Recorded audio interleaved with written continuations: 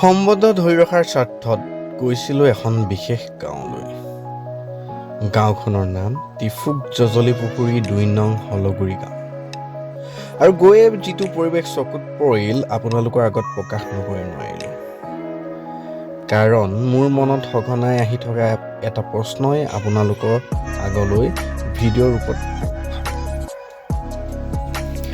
প্ৰথমে আপোনালোকক দেখাব বিচাৰিছোঁ গাঁওখনৰ কণ কণ ল'ৰা ছোৱালী কেইটামানে বছৰেকৰ ৰঙালী বিহু বুলি ঘৰে ঘৰে গৃহস্থক বিলাই ফুৰা আশীৰ্বাদ অৰ্থাৎ বিহু কৰাৰ দৃশ্য।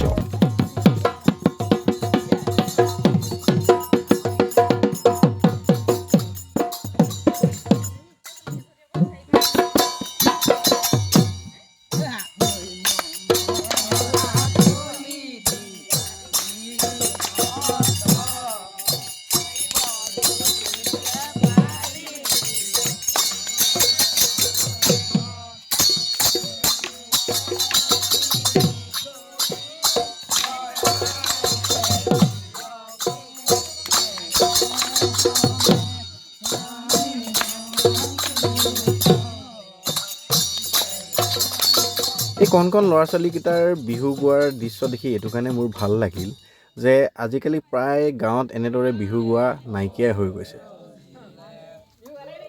আগতে যেনেকৈ ঘৰে ঘৰে গৈ বিহু গাই গৃহস্থক আশীৰ্বাদ দিয়া হয় সেই পৰম্পৰা ধৰি ৰাখিবলৈ আজিকালি প্ৰায় গাঁৱত হুঁচৰিবিলাক নাইকিয়া হৈ গৈছে। আৰু যিবিলাক হুঁচৰি ওলাইছে সেইবিলাক প্ৰফেশ্যনেল হুঁচৰি অৰ্থাৎ তেওঁলোকে ব্যৱসায়িক ভিত্তিত হুঁচৰি গাবলৈ আৰম্ভ কৰি দিছে। আৰু নেগাবইনো কিয়, যিহে মূল্য বৃদ্ধি আৰু ঢোল হওক বা বাদ্যযন্ত্ৰবিলাকৰ যিহে দাম তেখেতলোকে সেইটো কৰিবৰ কাৰণে বাধ্য।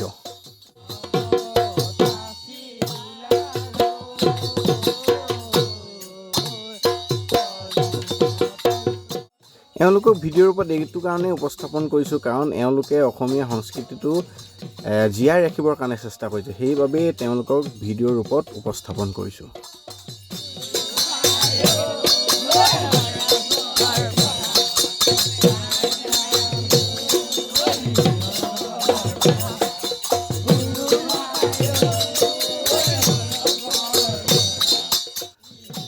লাহে লাহে হুঁচৰি দলবিলাক ব্যৱসায় ৰূপলৈ ৰূপান্তৰিত হ'ল। আৰু সেই ব্যৱসায় ৰূপলৈ ৰূপান্তৰিত হোৱা হুঁচৰি দলবিলাকক যদি আপুনি ঘৰলৈ মাতে বা দলবোৰক যদি আপুনি ঘৰলৈ মাতে তেনেহ'লে আপুনি ৩,০০০ পৰা বা ৪,০০০ পৰা ৫,০০০ ৬,০০০ পৰ্যন্ত আপুনি তেওঁলোকক দিব লাগিব।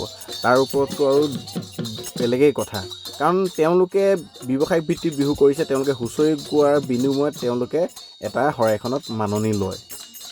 আৰু সেইটো তেওঁলোকে এইটো কাৰণে লয়, তেওঁলোকে ২ মাহৰ আগৰ পৰা বিহু আখৰা কৰে আৰু বিহু আখৰা কৰোঁতে কিছুমান খৰচ হয়, সেই খৰচবিলাকৰ কাৰণে সেই মাননিটো ল'বলৈ তেওঁলোকে বাধ্য। আৰু যিবিলাক বিহু গোৱাৰ সাজপাৰৰ পৰা আদি কৰি বাদ্যযন্ত্ৰ আছে সেইবিলাকৰ আজিকালি যথেষ্ট মূল্য, আৰু সেই মূল্যখিনিৰ কাৰণে তেওঁলোকে প্ৰফেশ্যনেল বিহু গাবৰ কাৰণে তেওঁলোকে যুঁজা কৰে বা নিজকে প্ৰস্তুত কৰে।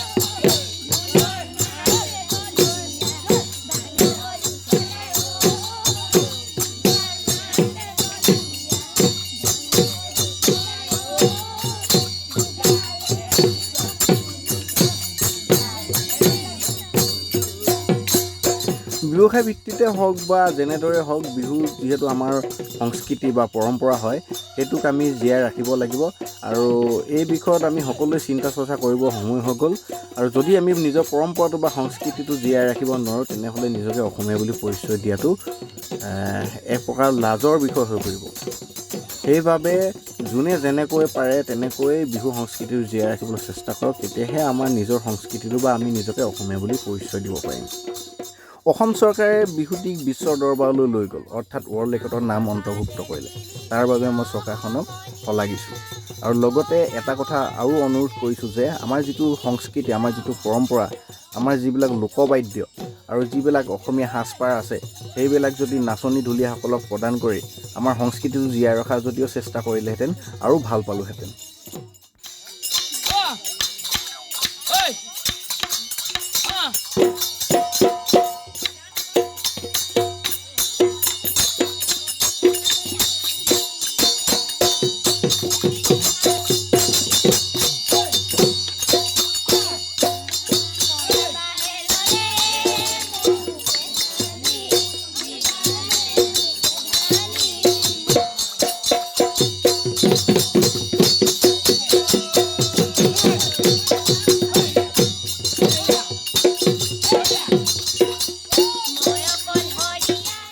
সদৌ সকলোকে ৰঙালী বিহুৰ শুভেচ্ছা জ্ঞাপন কৰিলোঁ আৰু লগতে জনাওঁ যে যিবিলাক ব্যক্তি মোৰ পেজখনলৈ নতুনকৈ আহিছে বা মোৰ ভিডিঅ'বিলাক নতুনকৈ চাইছে তেওঁলোকে অনুগ্ৰহ কৰি মোৰ পেজখন ফ'ল' কৰি দিয়ক আৰু যিসকলে মোৰ ভিডিঅ'বিলাক চাই ভাল পায় তেওঁলোকে লাইক কমেণ্ট শ্বেয়াৰ কৰি মোক উৎসাহ জনাওক তেতিয়া মই নতুন ভিডিঅ' বনাবলৈ আৰু দুগুণ উৎসাহ পাম ধন্যবাদ